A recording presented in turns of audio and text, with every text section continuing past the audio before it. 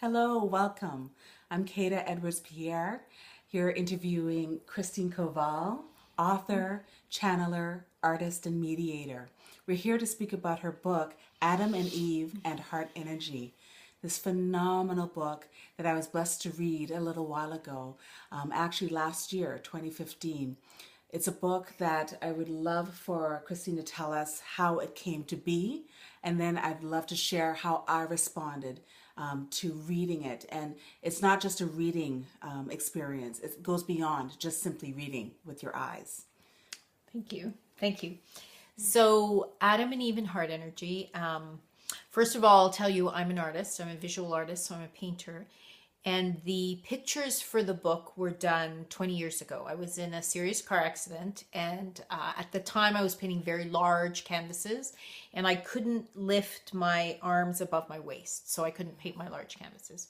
So I had always wanted to do a book about Adam and Eve because I love their story, and I think their story is a beautiful story. I don't think it's a story of guilt or any of that. I think that is not so. So I started drawing these pictures, and I did a wall of pictures, and then I finished the pictures, and I tried to put words to it, but the words weren't coming. So I put the book away because I knew the words would come. I knew when the time was right, the words would come. And 20 years later, after all of the experiences I've had, all of life, all of the work that I have done and that I do with other people, the understanding that we have absolutely and completely everything that we need inside of us, the words finally came. And so the book has just been published in November, as Kata said, by Balboa Press. And so for me, the book is about everything, understanding that each and every one of us have absolutely and completely everything that we need inside of us. And that it's not about listening to the outside world. It's about listening to yourself and doing what you know is right from the inside. And there's a prayer meditation that I do that kind of sums it up. So I'm going to do the prayer meditation right now because it's really what it's all about.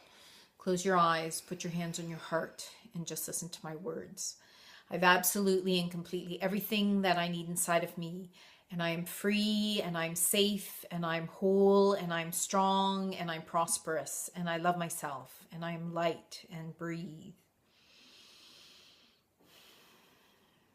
I've absolutely and completely everything that I need inside of me, and I am free, and I'm safe, and I'm whole, and I'm strong, and I'm prosperous, and I love myself, and I am light, and breathe.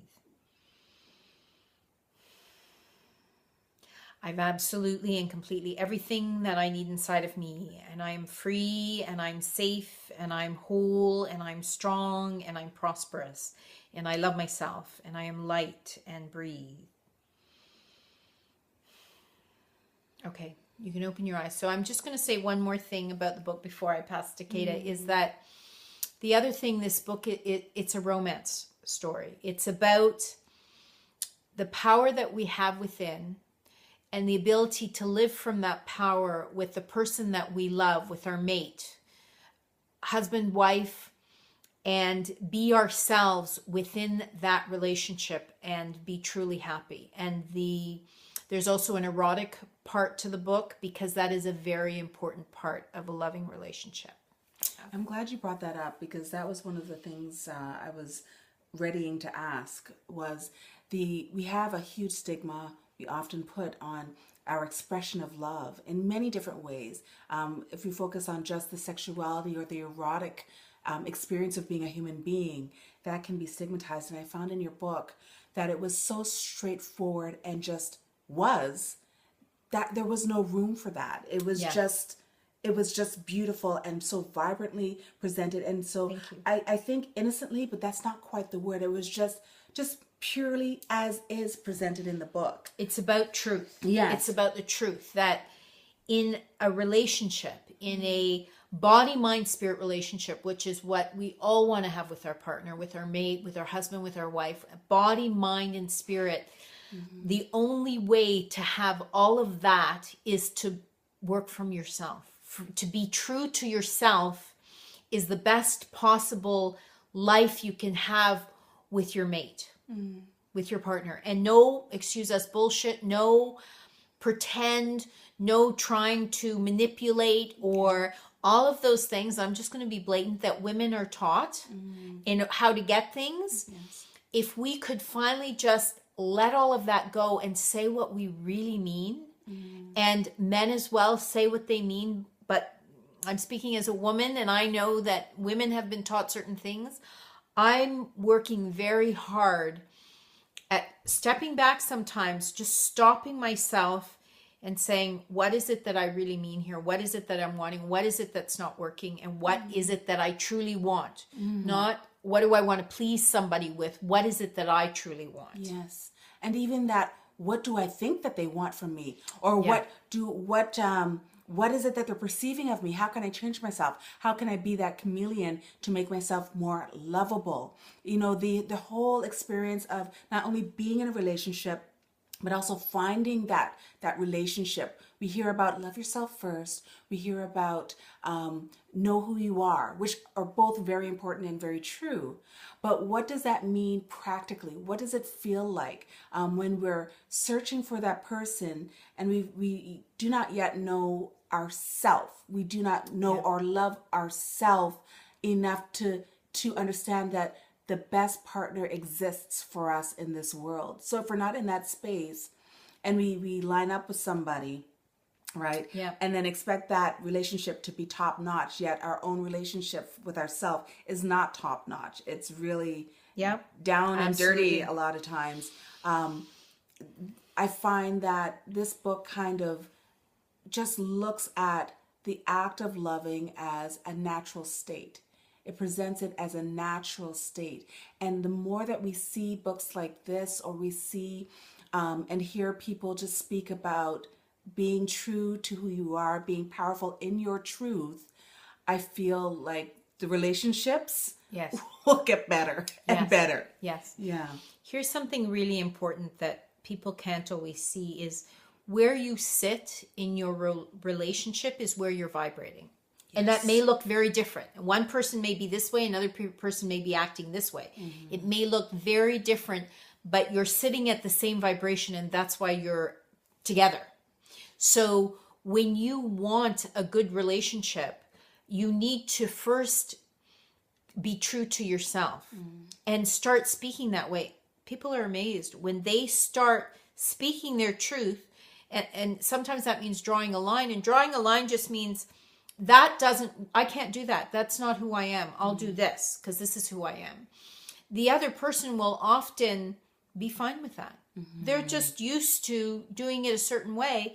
And again, we'll say as women, I will say as a woman, I have been taught to acquiesce to a certain degree.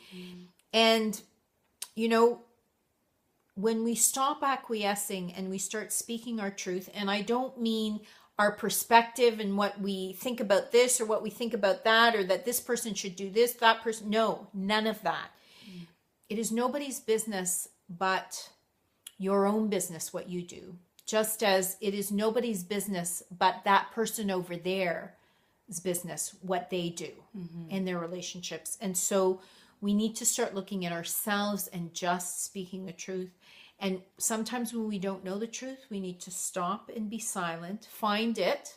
I always say, close your eyes, put your hands on your heart. First feeling or thought is the answer. That's your truth. And then work from there. And it's a breadcrumb. So you get that piece of information, and then you ask for the next thing. And then you ask for the next thing. Because sometimes we're so used to acting a certain way that the idea of saying what we really mean or asking for what we really want is huge, and it's daunting. It can be. Yeah.